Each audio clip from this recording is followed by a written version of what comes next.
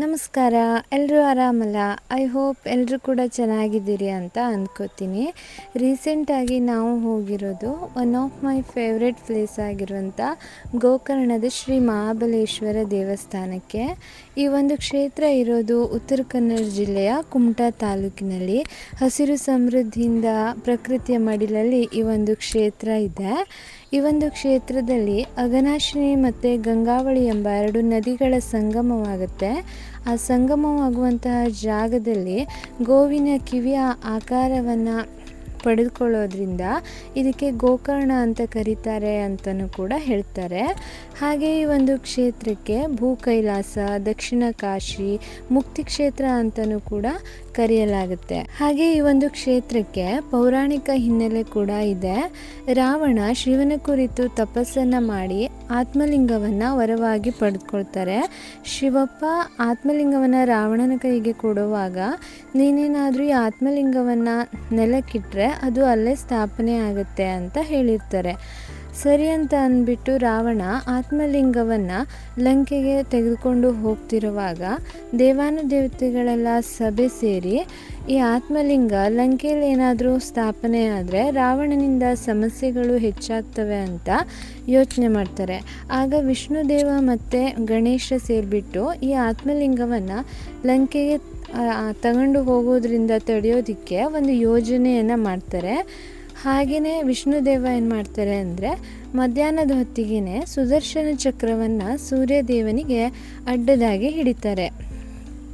ನಂತರ ರಾವಣ ಬ್ರಾಹ್ಮಣ ಆಗಿರೋದ್ರಿಂದ ಸಂಜೆ ಆಯಿತು ಅಂತ ಅಂದ್ಬಿಟ್ಟು ಸಂಧ್ಯಾ ವಂದನೆ ಮಾಡಬೇಕು ಅಂತ ಆತ್ಮಲಿಂಗವನ್ನು ಹಿಡಿದುಕೊಳ್ಳೋದಕ್ಕೆ ಯಾರ್ದಾದ್ರೂ ಸಹಾಯ ತೆಗೆದುಕೊಳ್ಬೇಕು ಅಂತ ಆಚೆ ಈಚೆ ನೋಡುವಾಗ ಮಾರುವೇಷದಲ್ಲಿ ವಟುವಿನ ರೂಪದಲ್ಲಿ ಇರುವಂಥ ಗಣೇಶನನ್ನು ಕರೀತಾರೆ.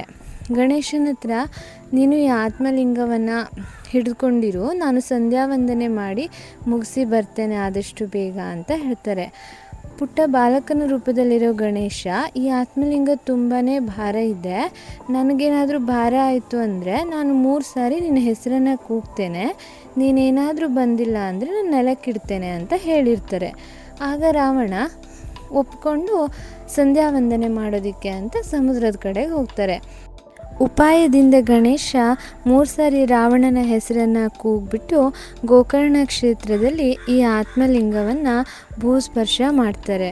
ನಂತರ ರಾವಣ ಸಂಧ್ಯಾ ವಂದನೆ ಮುಗಿಸಿ ಬಂದು ಈ ಆತ್ಮಲಿಂಗವನ್ನು ನೆಲದಿಂದ ಎಷ್ಟೇ ಮೇಲಕ್ಕೆತ್ತಲಿಕ್ಕೆ ಪ್ರಯತ್ನ ಮಾಡಿದರೂ ಕೂಡ ಅವ್ರ ಹತ್ರ ಆಗಲ್ಲ. ಅದಕ್ಕೆ ರಾವಣ ಈ ಆತ್ಮಲಿಂಗಕ್ಕೆ ಮಹಾಬಲ ಅಂತ ಕರೀತಾರೆ.